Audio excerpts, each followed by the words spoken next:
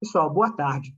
A nossa aula de hoje vai falar sobre o relacionamento do Brasil e da China na década de 2000, né, pegando aí esse período que já é o boom global de commodities, né, e que eu estou chamando de uma maneira talvez um pouco exagerada, de a era dos BRICS, porque a gente vai falar muito na aula de hoje sobre questões ligadas ao multilateralismo, né, como é que essa parceria do Brasil e da China vai repercutir em vários fóruns internacionais.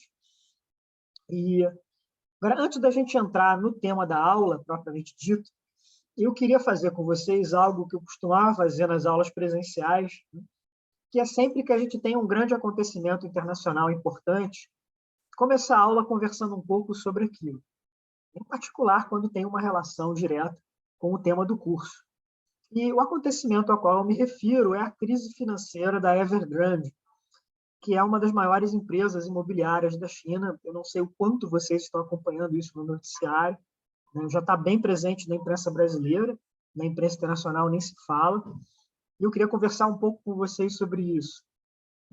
Por que a crise em apenas uma empresa chinesa tem repercussões globais e por que ela está batendo com tanta força aqui no Brasil? Vamos lá, acho que isso é interessante, inclusive, para a gente entender essa China mais interconectada com o mundo. A Evergrande é uma construtora imobiliária.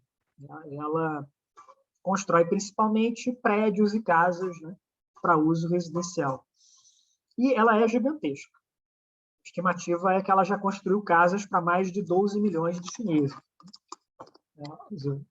O mercado imobiliário é o negócio central desse grupo, mas eles têm negócios por toda a economia. Eles têm até time de futebol, tudo que você possa imaginar, eles têm alguma coisa investida. E o que acontece na China, no mercado imobiliário? Bom, primeiro, vocês imaginem o que significa um país de 1 bilhão e 400 milhões de habitantes, que ao longo dos últimos 40 anos fez uma transição de ser uma sociedade rural para se tornar, pela primeira vez na sua história, uma população majoritariamente urbana. Todas essas pessoas que saíram do vilarejo, que saíram da fazenda, precisam de um lugar para morar na cidade. Então, houve um enorme incentivo, né, para a construção civil na China. E a Evergrande é uma das empresas que se beneficiou dessa onda de construção. Além da necessidade de construir essa infraestrutura física, há uma série de políticas do governo chinês incentivando as pessoas a comprarem a sua própria casa e incentivando também as construtoras a fornecerem esse tipo de infraestrutura. Então, o resultado disso é que houve muito dinheiro fácil, houve muito dinheiro barato, muito crédito para as empresas que estão engajadas na construção civil. E não necessariamente esses empréstimos foram utilizados da melhor maneira possível. Houve muitos negócios que deram errado, houve muitos apartamentos que ficaram desocupados, às vezes prédios inteiros, né? Por exemplo, não é uma coincidência que, nesse mesmo momento que a gente esteja vendo aí a crise da Evergrande, tenha aparecido também uma imagem que estava rodando aí nas redes sociais, que eram vários prédios sendo implodidos ao mesmo tempo na China, porque não tinha gente para morar neles. Tinha sido uma construção ali, um projeto imobiliário que deu errado, né? Estavam sendo ali implodidos. E muitas pessoas na China compram apartamentos, compram imóveis de maneira geral, né, como um investimento, não só para morar, mas como uma segunda, terceira propriedade ou alguma coisa para colocar suas economias. Porque num país que não tem um mercado financeiro muito aberto, muito sofisticado, essa classe média que tem um pouco mais de recursos coloca o seu dinheiro em imóveis. Nos Estados Unidos, ou até no Brasil, estaria colocando em instrumentos do mercado financeiro, né? Estaria ali botando um dinheiro na bolsa, né? Investindo ali num fundo qualquer, né? Na China, esse dinheiro vai para os imóveis, né? Então, isso faz uma diferença, né? Isso impulsiona muito também a construção. O Matheus está comentando aqui que a Evergrande é uma das grandes utilizadoras de aço e que por causa disso, o Brasil é afetado. Está coberto de razão, Matheus. O que acontece? Do que é feito o aço? A matéria-prima é o minério de ferro. E quais são os produtos que o Brasil mais exporta para a China? Soja, minério de ferro e petróleo. Esses três produtos somados dão aí em torno de 70%, 75% das exportações brasileiras para a China, dependendo do ano. Se vocês olharem hoje a imprensa econômica brasileira, vocês vão ver as notícias sobre a queda no preço do minério de ferro. Desde o início do ano, ele já caiu mais de 40%. Ele agora está valendo um pouco mais de $90 a tonelada. É a primeira vez em 15 meses que ele caiu a um preço tão baixo, abaixo de $100. Então, isso é um prejuízo muito grande para a Vale, aqui no Brasil, para as grandes mineradoras australianas também. Todo mundo vai ser afetado por conta disso. Mas o impacto econômico dessa crise financeira da Evergrande está muito além disso. Não pega só o minério de ferro, ela não pega só o Brasil, ela está afetando o mundo inteiro. Vamos lá, por quê? Bom, a Evergrande hoje tem a duvidosa distinção de ser a empresa mais endividada do planeta. Ela tem dívidas que ultrapassaram os 300 bilhões de dólares. Eu não disse errado, tá? Não são 300 milhões, são 300 bilhões de dólares. Vamos colocar o que isso significa em termos aí de um Estado-nação. Tá? A dívida externa da Argentina é 200 e muitos bilhões de dólares. A Evergrande está devendo mais do que um país de grande porte como é a Argentina. É muita coisa. Porque ela se beneficiou desse momento na economia chinesa em que havia esse crédito barato, fácil, e ela agora está se vendo diante de alguns problemas. Primeiro é que os números para a economia chinesa pós-pandemia não estão muito bons. Está abaixo do que era esperado, está abaixo do que as pessoas acreditavam, por uma série de razões. A dificuldade de um retorno a uma vida mais ou menos normal, o medo das variantes, alguns surtos locais de coronavírus em algumas cidades chinesas, uma depressão dos mercados internacionais para os quais a China exporta. Tudo isso afeta, tudo isso tem impacto. Então, o preço dos imóveis na China caiu aí ao longo do último ano e meio, em torno de 20%. Isso é uma queda significativa também. É claro que isso vai afetar muito uma empresa como a Evergrande. E, bom, com 300 bilhões de dólares de dívida, isso significa que praticamente todos os grandes bancos chineses prestaram muito dinheiro para a Evergrande. E tem uma discussão muito forte agora. Bom, primeiro, é mais ou menos certo de que a Evergrande não vai conseguir pagar essas dívidas. Então, o que é esperado é que essa semana ela anuncie aí o calote em pelo menos vários dos pagamentos que ela deveria fazer em setembro. Então, essa dívida não vai ser paga na sua totalidade. E o que vai acontecer agora? Um cenário possível é que ela esteja tão endividada, que os seus negócios estejam tão além de qualquer recuperação, que ela quebre, ela vá à falência, o que seria como derrubar um dominó, Ela levaria várias outras empresas juntas, ela levaria junto ali vários outros problemas nessa situação. Então, tem algumas pessoas que estão fazendo a comparação com o que foi a quebra do Lehman Brothers lá em 2008, que foi o estopim de uma crise financeira, não só nos Estados Unidos, mas uma crise financeira global. Então, será que algo assim vai acontecer na China? Eu diria que esse pior cenário possível não é necessariamente o provável. O mais provável é que a gente tenha uma intervenção por parte do governo chinês para tentar salvar a empresa, para tentar impedir que ela vá à falência. Só que essa eventual intervenção do governo chinês seria uma mudança de rumo para o que o governo tem feito nos últimos meses, nos últimos anos, que é basicamente tentar estimular as empresas a não pegarem mais esse crédito barato, a não pegarem mais esse endividamento excessivo. Então, é um dilema político-econômico para o governo chinês. E a grande dúvida que está pairando agora no ar é essa. Assim, aí, o governo vai intervir de que maneira? E além da escala do que vai ser a devastação na Evergrande, porque a empresa realmente está numa situação absolutamente terrível. E, enfim, ela impulsiona emprego para milhões de pessoas. Tem mais de 1 milhão de chineses que já estão com apartamento comprado nela e que estão esperando esses imóveis ficarem prontos. Imagina, isso é um problema social, né, numa escala gigantesca, né? Então, eu diria para vocês que é o momento mais sério aí na economia chinesa desde o início da pandemia, né? E com esse risco de que vai ter repercussão global. Já tem, né? Já afetou ali as bolsas no mundo inteiro, inclusive aqui no Brasil. Então, é uma crise para a gente acompanhar de perto, para a gente ficar aí bem atento. Acho que ela é muito ilustrativa desta nova China, desse momento aí de uma China mais conectada, né, mais presente em outras partes do planeta, para o bem e para o mal. Então, o que acontece numa só empresa chinesa hoje pode eventualmente ter repercussões para o mundo inteiro. Antes da aula, a gente estava conversando um pouco sobre aquele documentário que eu passei para vocês, do João Moreira Salles, né, sobre China, o Império do Centro. Imagina, aquela China lá dos anos 80, que o João Moreira Salles mostrou, era um país muito pobre, né? As pessoas andavam de bicicleta na rua. Imagina você viajar no tempo aí, 30 e poucos anos, e se defrontar com esta China atual, que é esse colosso global, né? Com uma capacidade de afetar o planeta inteiro. Não é à toa que tantas pessoas se sentem confusas com relação à China.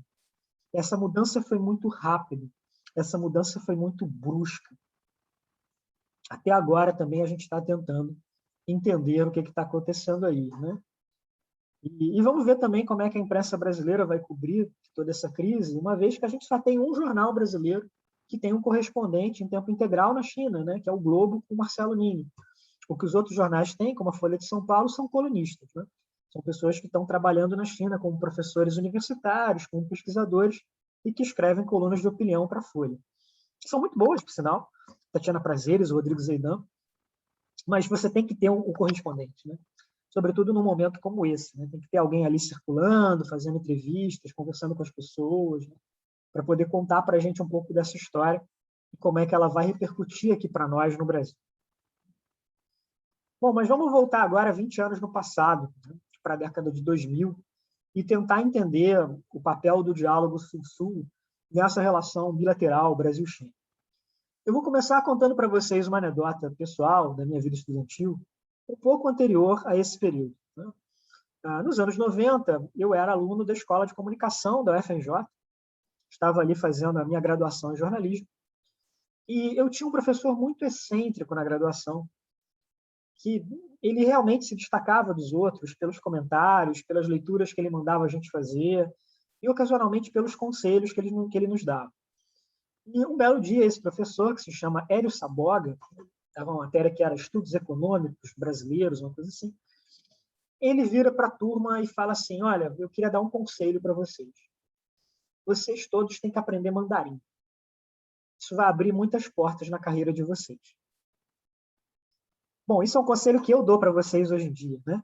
Eu diria que falar isso em 2021 não tem nenhuma originalidade, né? Eu estou repetindo o óbvio, como dizer para vocês que aprender inglês é importante para quem estuda relações internacionais. Mas lá no primeiro semestre de 1996, o Saboga dizia para a gente que era importante aprender mandarim, né? Assim, olha, isso era como se ele dissesse para mim que eu tinha que aprender dança do ventre, sabe? Era uma coisa tão distante da minha realidade que não fazia muito sentido, né?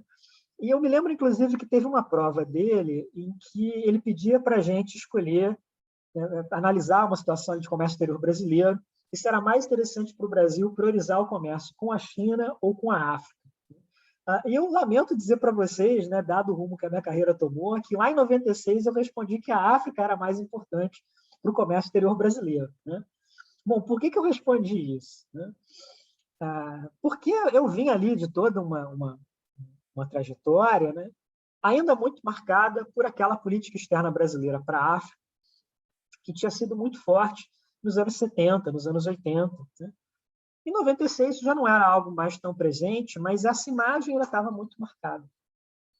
Em 96, o comércio bilateral entre o Brasil e a China não chegava a $1 bilhão por ano. Como a gente viu na aula passada, né, a China não era nem sequer o maior parceiro comercial do Brasil na Ásia, né? Tinha anos ali em que ela era o terceiro, quarto maior parceiro do Brasil na Ásia. Então, eu digo isso para tentar me isentar um pouquinho de culpa, né, daquele meu eu lá em 96. Né? O mundo mudou muito de maneiras que surpreenderam aquele adolescente que estudava jornalismo porque queria ser repórter cultural do Jornal do Brasil. O Jornal do Brasil nem sequer existe mais. Bom, nos anos 2000, eu já não era mais tão burro, né? Eu já tinha entendido que algumas coisas tinham mudado nessa história. E é curioso, eu acho que o primeiro livro sobre história chinesa que eu comprei foi exatamente no ano 2000. É um livro do qual até hoje eu gosto muito, que é o Em Busca da China Moderna, de Jonathan Spence. E alguns anos atrás eu mostrava, quando eu comecei a estudar mandarim, quando eu comecei a pesquisar a China, eu mostrava esse livro para uma amiga, e ela olhou lá a data que eu tinha comprado, e ela falou, nossa, você já se interessava pela China no ano 2000, né? E eu falei, já, mas era de uma maneira diferente de como eu me interesso hoje em dia. Era uma curiosidade. Eu queria conhecer um pouco da história daquele país. Eu podia querer conhecer um pouco da história do Japão, ou da história da Rússia, né? Não era algo ligado numa necessidade econômica, numa agenda política urgente, importante para o Brasil. Era uma curiosidade minha sobre o mundo, era uma vontade de entender mais a história humana. Né? Ao longo dos anos 2000, isso foi mudando.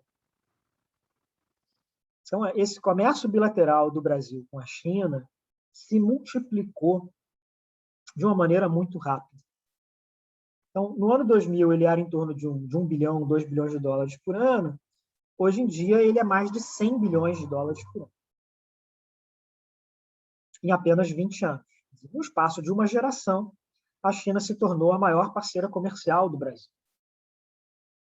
E o fez numa velocidade, numa escala, que eu acredito que surpreendeu a todo mundo. Só que esse momento muito forte do comércio não é só um boom global de commodities. Ele é também um momento político muito importante de renovação de um diálogo sul-sul. Não só do Brasil com a China, mas também do Brasil com a Índia, de uma retomada de uma política externa africana mais forte por parte do Brasil. E a década de 2000 foi um momento muito importante para o mundo em desenvolvimento, para os países do sul global. Em grande medida, o que explica essa história é a ascensão da China.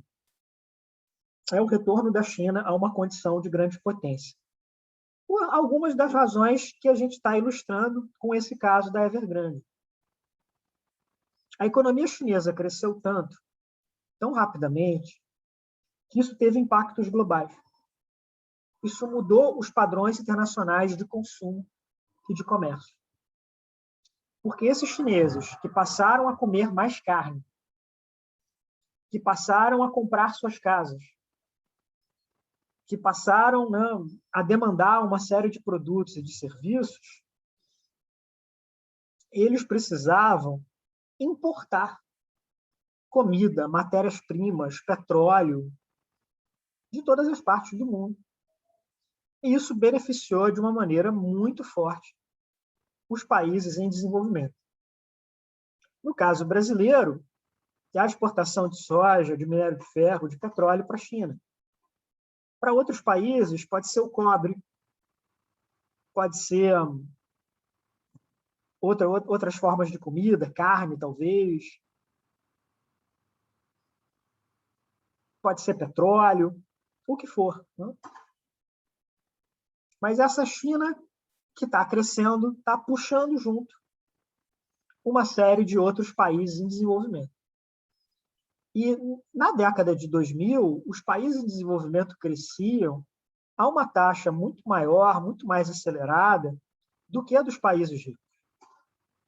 Então, foi um momento ali também em que esse gap, né, essa lacuna entre os países ricos e os países em desenvolvimento, parecia que estava ficando menor.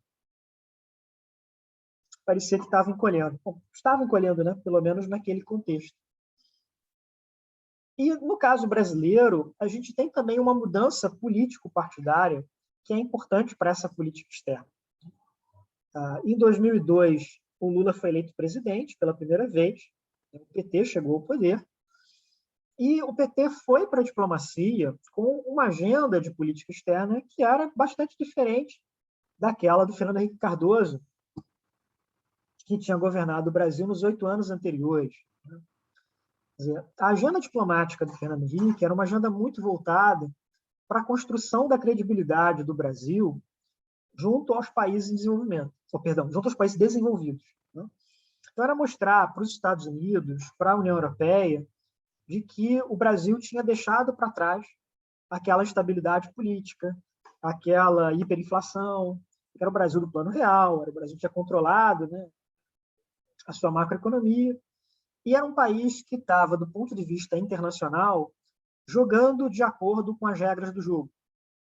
Então, passando a fazer parte dos tratados internacionais de direitos humanos, dos tratados internacionais de desarmamento, então, ali, rompendo com aquela herança, né, da ditadura militar. E essa relação com a China continuou no governo Fernando Henrique, mas ela era uma relação relativamente esvaziada. Eu citei para vocês na aula passada uma expressão do Fernando Henrique nos diários dele, quando ele visita a China, em que ele diz que a China é uma aliada distante do Brasil. Tem uma parceria estratégica, que tem uma relação de proximidade política, né, mas que não tem tanta coisa assim em comum. Né? Isso vai mudar nos anos 2000. Nos anos 2000, não ocorreria a ninguém descrever a China como um país distante politicamente do Brasil. Alguma coisa ali tinha acontecido. E para o governo Lula, a China vai se destacar como um dos grandes interlocutores brasileiros dentro dessa agenda do Sul global. Vai ser a China, vai ser a Índia, né? Vai ser a África do Sul, a Argentina. Países em desenvolvimento com os quais o Brasil tem uma relação econômica mais forte, tem uma relação política mais substancial, e a China vai entrar nesse grupo seleto. E a importância chinesa para o Brasil vai crescer ao longo da década de 2000. Vai culminar na criação dos BRICS, a gente vai ter também ali outros grupos que vão fazer parte, né, dessas iniciativas. Né? E aí, para ilustrar um pouco isso, eu coloquei ali no slide um infográfico das viagens do Lula nos 8 anos em que ele foi presidente. Bom, ele viaja o mundo inteiro, né? Mas vocês podem ver também o quanto o Sul Global é importante para ele. O quanto vão ter várias viagens para a América Latina, o quanto vão ter várias viagens para a África. Para a China, o Lula vai viajar 2 vezes. A viagem mais importante é 2004, que é uma viagem que a gente comentou na aula passada também, né? Ele leva uma comitiva de 200 empresários, que várias empresas públicas brasileiras vão abrir escritórios na China naquele momento, né? Petrobras, o Banco do Brasil, quando vai ser criado o Conselho Empresarial Brasil-China. É uma viagem que vai juntar ali várias pontas dessa relação bilateral. E uma parte importante também da política externa brasileira nos anos 2000 é a relevância que o Brasil dava para as organizações multilaterais, tanto para a Organização das Nações Unidas, quanto para a Organização Mundial do Comércio. Qualquer pessoa que já tenha ouvido uma entrevista do chanceler Celso Amorim deve ter percebido o quanto isso é algo importante para ele. Praticamente toda entrevista dele, ele sempre menciona a ONU, ele sempre menciona a OMC, né? Muito diferente do que é atualmente o Brasil na ONU. Né? Novamente, assim, antes da aula começar, a gente estava comentando o que foi hoje o discurso do Bolsonaro, né? Na abertura da Assembleia das Nações Unidas. Ele é um discurso muito diferente do que é a retórica tradicional do Brasil nesse fórum. Em geral, o Brasil fala na ONU sobre desenvolvimento, paz, economia. Né? E o discurso de hoje foi um discurso feito para um público doméstico brasileiro, para os apoiadores ali mais relevantes, mais passionais do presidente Bolsonaro. Não foi um discurso, de fato, sobre política internacional, foi um discurso sobre política externa. Então, é alguma coisa diferente. Mas lá nos anos 2000, o Brasil estava olhando tanto a ONU quanto a OMC como sendo canais estratégicos, né, da sua inserção internacional. E na OMC, no início dos anos 2000, o governo Lula vai fazer parte de uma iniciativa que é criar o G20. Bom, existem dois G20 na política internacional, então cuidado para não confundir um com o outro. Tem um G20 chamado G20 financeiro, que foi criado em 1999 e reúne as 20 maiores economias do mundo. E tem o G20 da Organização Mundial do Comércio, que foi criado ali em 2003, que é um grupo que são os países que estão ali no mapa, né? E é um grupo formado a partir de um desejo de lutar contra os subsídios agrícolas dos países ricos. Um grupo que estava voltado para a questão de acabar com ou diminuir esse protecionismo agrícola nos países desenvolvidos. E é um grupo que reúne países muito diferentes entre si. Brasil, a Índia, a China. E tem um país que é uma superpotência agrícola, como é o Brasil. Tem um país como a China, que é majoritariamente um exportador industrial, ainda que ele tenha também, né, um componente ali agrícola que não é pequeno, né? A China exporta bastante também na área agrícola, em alguns setores. E temos um país como a Índia, que é um país mais protecionista em termos agrícolas. Mas todos eles estavam juntos no G20. Então, era uma arquitetura política muito interessante, né? E que mostra uma grande capacidade de articulação, que mostra uma grande capacidade de diálogo, né? Porque se não tiver ali tudo isso, você não vai juntar ali um grupo tão díspare, né? tão diferente quanto esse. E a criação desse grupo é um reflexo também de uma série de expectativas brasileiras muito elevadas sobre a rodada Doha da OMC. A rodada Doha tinha começado lá em 2001 e, na época, o governo brasileiro acreditava que ela traria ganhos muito substanciais para o comércio internacional. Acabou que não foi isso que aconteceu, né? Na realidade, o comércio internacional nos últimos anos se tornou até mais afetado, né, pelo protecionismo, pela guerra comercial entre os Estados Unidos e a China. Mas lá nos anos 2000, era perfeitamente crível, né, que iria ocorrer ali uma rodada de liberalização, que iria ocorrer ali uma mudança muito grande em termos do comércio internacional. Então, o Brasil estava apostando muitas fichas na OMC. Acreditava ali que muita coisa iria ocorrer na organização e que era bom para o Brasil ter também ali essa parceria, essa aliança com outros países para colocar ali tudo isso em prática. Então, isso é um marco, você ter esse nível de diálogo, esse nível de cooperação entre o Brasil e a China na Organização Mundial do Comércio. Vamos lembrar que a China era recém-ingressa, né, na instituição. A China entrou na OMC em 2001 apenas. O Brasil, inclusive, tinha apoiado esse ingresso chinês, né? Essa ideia de que era uma China que iria se liberalizar, que iria passar a jogar de acordo com as regras do jogo global. Então, tudo isso também era interessante para o Brasil. E a gente tem ali, nesse momento do G20, um pouco a realização de uma expectativa que tinha norteado o reconhecimento diplomático da China pelo Brasil nos anos 70. A gente discutiu isso também em aulas anteriores, né? Que era essa visão que os dois países compartilhavam de que eles eram ambos grandes nações do sul global, de que eles eram ambos países que tinham interesses comuns, sobretudo na oposição a uma agenda internacional defendida pelos países ricos. E essa ideia, que era muito forte lá nos anos 70, vai encontrar um novo momento de brilho nos anos 2000. Ela tinha ficado um pouco apagada nos anos 90, aquele momento de uma liberalização global e tal, mas nos anos 2000 ela vai voltar com uma intensificação.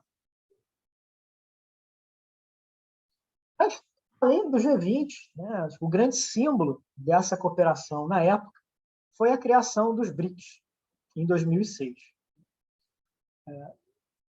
Reparem a foto ali dos líderes, né? É uma outra geração, né? Hoje já são outros governantes. Mas é curioso porque essa é uma expressão que não nasceu nos ministérios das relações exteriores, que não veio dos diplomatas. Ela nasce de um executivo do banco de investimentos Goldman Sachs, lá em 2001. Esse executivo está fazendo uma avaliação de para onde está indo a economia global, né, quais são as mudanças que estão em curso no planeta, e ele chega à conclusão de que o crescimento da economia global vai ser liderado pelas grandes economias dos países em desenvolvimento, pelos maiores países do sul global. A China, a Índia, a Rússia, o Brasil.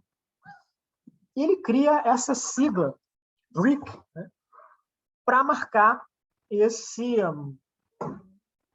grupo. Né? Ele quer dar um nome, ele quer formalizar esse conceito. Então, ele cria essa sigla BRIC, o que é um trocadilho interessante, inteligente, porque BRIC, em inglês, quer dizer tijolo. Né? Então, tijolo da economia global, né? Fundamento da economia global. E o que vai acontecer ali é que esses países do BRIC, na época não tinha ainda o S, né? O S é de South Africa, né? A África do Sul vai entrar só em 2010. Mas esses países do BRIC descobrem que essa sigla é muito boa para eles,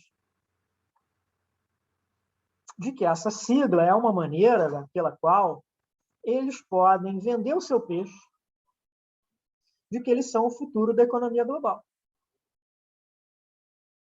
de que eles são os países que vão impulsionar o crescimento da economia mundial nos próximos anos. E havia também, naquele momento, um desejo dos governos desses países em se aproximar. Estavam entendendo que aquilo era um bom negócio para todos eles. Então, esse conceito de BRIC veio a se encaixar muito bem dentro desse cenário.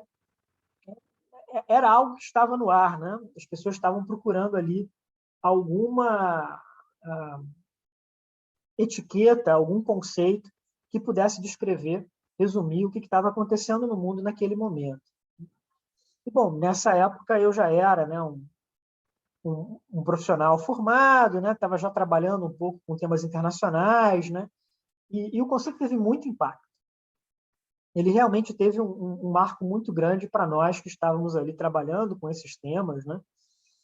E eu acho que foi a partir daí que eu realmente comecei a me interessar um pouco mais a sério por China, por Índia, né? Comecei a ler mais sobre a história desses países, porque eu senti, como tantas outras pessoas, que tinha alguma coisa grande, tinha alguma coisa importante acontecendo ali. E, bom, por que os BRICS eram importantes para o Brasil? O que o Brasil ganhava em fazer parte dos BRICS? Basicamente, os BRICS funcionavam como um grande megafone para o Brasil, como um amplificador da voz global do Brasil. Era uma maneira ali, por meio da qual as declarações do governo brasileiro, as posições do governo brasileiro, né, podiam chegar numa repercussão maior, mais forte, do que se o Brasil estivesse falando sozinho. Para que a gente faz aliança? Né? Para que a gente articula essas grandes coligações? É para aumentar a nossa influência, né? Para melhorar ali a nossa capacidade de ação política. Então, ok, o Brasil está ganhando em estar junto com a China, com a Índia, com outras potências emergentes. Mas e a China? O que a China ganha em estar junto com o Brasil? O que a China ganha, né, em estar junto com a África do Sul? Né? Para a China, os BRICS vão aparecer como a face mais suave da sua política externa. Uma indicação de que é uma China que não iria agir de maneira unilateral, né, que ela estava ali atuando em parcerias com outros países, inclusive com países democráticos, né, como o Brasil, como a Índia, e de que isso resultaria numa China mais aberta para a cooperação internacional. Então, Não é aquela China colossal que passaria por cima de todo mundo, fazendo o que bem entendesse. É uma China que está ali atuando, né, em diálogo, que está ali atuando, se abrindo, né, para o resto do mundo, mas, sobretudo, atuando em conjunto com esses países democráticos, com esses países com uma boa reputação internacional, né? Brasil, a Índia. A Rússia é um caso mais complicado, sempre foi, mas Brasil e Índia, pelo menos, com essa boa reputação internacional. Então, ok, mas o que serve isso? Quais vão ser as funções, quais vão ser as atividades desenvolvidas pelos BRICS? A gente pode descrever os BRICS, eu vou usar uma expressão do Oliver Stunkel, né, no livro que eu recomendei para vocês, de que a agenda dos BRICS é uma agenda de reformismo fraco, ou de um chamado soft balance da ordem global. Então, vamos lá, vamos qualificar aí o que significa essa expressão.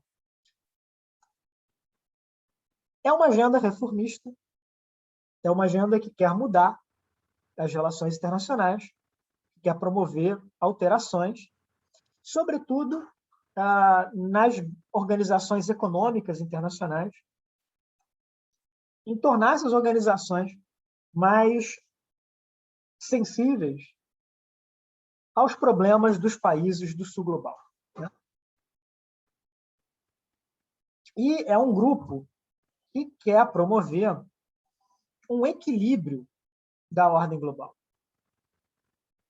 que acha que os países em desenvolvimento merecem ter uma voz maior, merecem ter uma presença maior do que eles têm atualmente. Agora, por que é um reformismo fraco? E por que esse balance está colocado como soft, né, como suave? Basicamente, porque os BRICS não são uma aliança militar. Eles são uma articulação política e econômica com essa agenda de mudanças, né, voltadas para beneficiar os países em desenvolvimento, mas eles ficam fora de temas duros, de temas ali de grande impacto, como são as questões militares. Então, vamos dizer, é muito mais um grupo voltado para uma agenda de reformas dentro da Organização Mundial do Comércio ou dentro do Banco Mundial, do FMI, do que um grupo que queira, digamos, desafiar o poderio militar da OTAN ou de promover uma alternativa, né, para a hegemonia ocidental no Oriente Médio, digamos assim. Pelo menos era essa a agenda lá nos anos 2000. Né? A agenda da China hoje virou uma agenda até muito mais confrontacionista. Mas lá nos anos 2000 ainda era uma China muito voltada para questões de desenvolvimento econômico e sem olhar tanto, né, para esses outros aspectos das relações internacionais. Agora, ainda assim, mesmo com esse soft balance, mesmo com esse reformismo fraco, os BRICS vão ser recebidos com muita cautela no Ocidente. Os Estados Unidos, a Europa, vão olhar os BRICS e dizer, opa, calma, né? Espera aí um pouco. Em geral, a cúpula dos BRICS não costuma ser um grande tema da cobertura internacional no Ocidente. Teve uma cúpula dos BRICS agora, tem aí algumas semanas. Né? Não foi uma notícia importante na imprensa ocidental, nem na brasileira, na verdade. Né?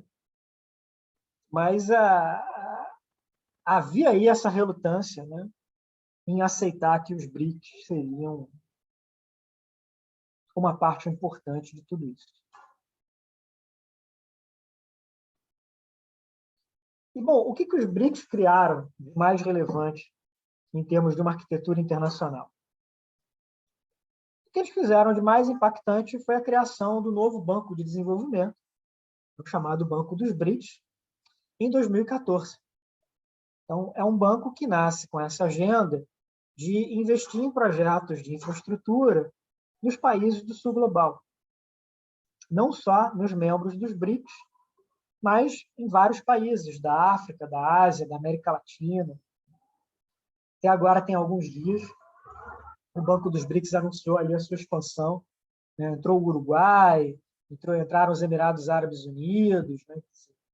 E continua ali em funcionamento, continua ali em expansão. Não? E é um reforço de uma estratégia chinesa dos anos anteriores de construir instituições semelhantes. Por exemplo, o Banco Asiático de Investimento em Infraestrutura, que está ali no slide pela sigla em inglês, né? AIIB.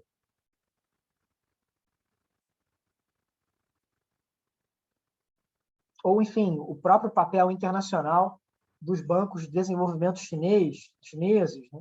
Que são importantes também financiando empresas chinesas mundo afora, né? Ou aqui no Brasil financiando a Petrobras. É uma China que está criando uma série de instituições financeiras internacionais na década de 2010. É um passo além do que ela tinha feito com a criação dos BRICS em 2006. Com os BRICS, a China quer influenciar as instituições internacionais que já existiam, ainda muito dominadas pelo Ocidente. Na década de 2010, o que a China vai fazer vai ser criar as suas próprias organizações internacionais. Ela vai criar o Banco dos BRICS, ela vai criar também a Organização da Cooperação de Xangai, né, para lidar com temas de segurança internacional na Ásia. Olha como ela está subindo de nível, né?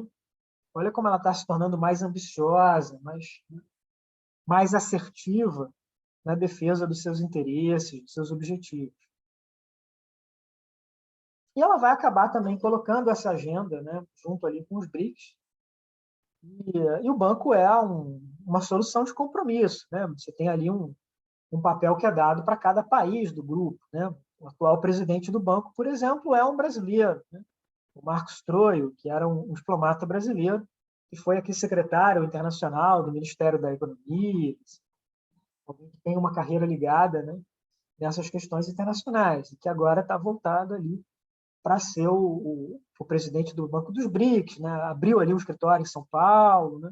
Tem essa expectativa de que o banco vai financiar projetos aqui no Brasil, está se falando muito dessa questão ligada à economia verde, descarbonização, então tudo isso ali passa por essa agenda. Mas reparem que eu estou falando para vocês de algo que parece hoje muito distante do que é a nossa realidade. Né? Acho que houve uma mudança muito grande no modo como os BRICS estão pensados hoje, tanto para a política externa do Brasil, quanto para a política externa da China. Há um esvaziamento dele nesses últimos anos. Vamos ver um pouco essas razões. Né? Bom, começando pelo Brasil. Por que os BRICS hoje se tornaram tão pouco importantes para o atual governo brasileiro? E a resposta para isso é muito simples. Né? O governo Bolsonaro não é um governo voltado para uma agenda sul-sul. Não é um governo que tem uma visão de política externa baseada na aproximação entre os grandes países em desenvolvimento. Muito pelo contrário. Desde a campanha, desde a mobilização eleitoral, o que o presidente vem defendendo é que o caminho para o desenvolvimento brasileiro é a retomada de uma parceria preferencial com os Estados Unidos, como o Brasil havia tido na primeira metade do século XX. Como o Brasil teve até mais ou menos ali os anos 50, 60, aquela política externa do Barão do Rio Branco, até um certo ponto a política externa, né, do Vargas, do Juscelino Kubitschek, né, e de que o Brasil deveria voltar para esse tipo de diplomacia. Cara, se o objetivo é retomar um diálogo estratégico com os Estados Unidos, qual é o lugar da China nessa história?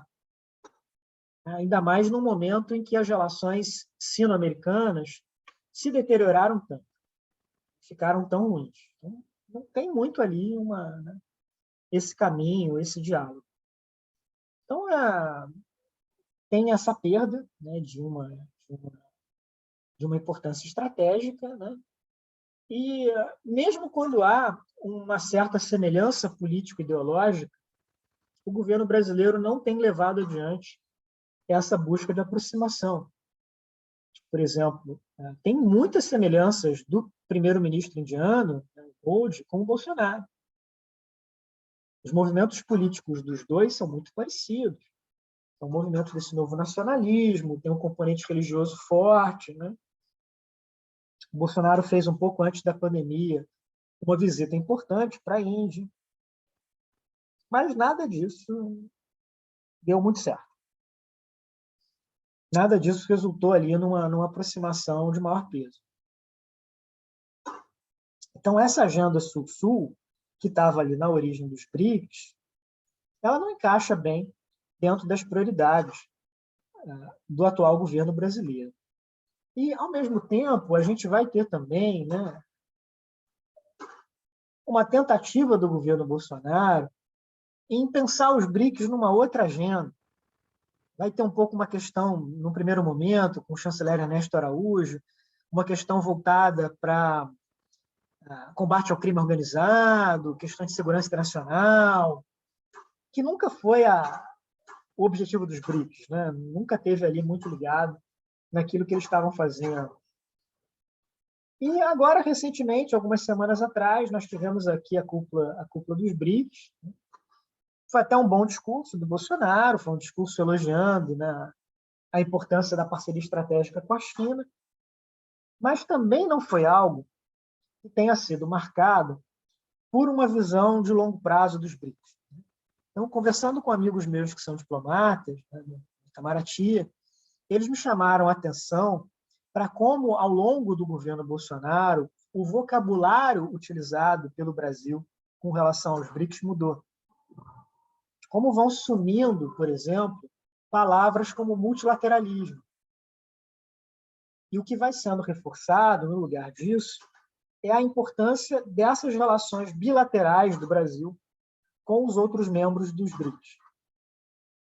A importância da relação do Brasil com a China, da relação do Brasil com a Índia. Mas, como dizem os meus amigos diplomatas, né, os BRICS são mais do que simplesmente a soma dessas relações bilaterais. Eles envolvem ali, o grupo envolve ali toda uma outra concepção, né, toda uma outra visão ali do que deveria ser, né, uma política externa, né, uma questão voltada ali para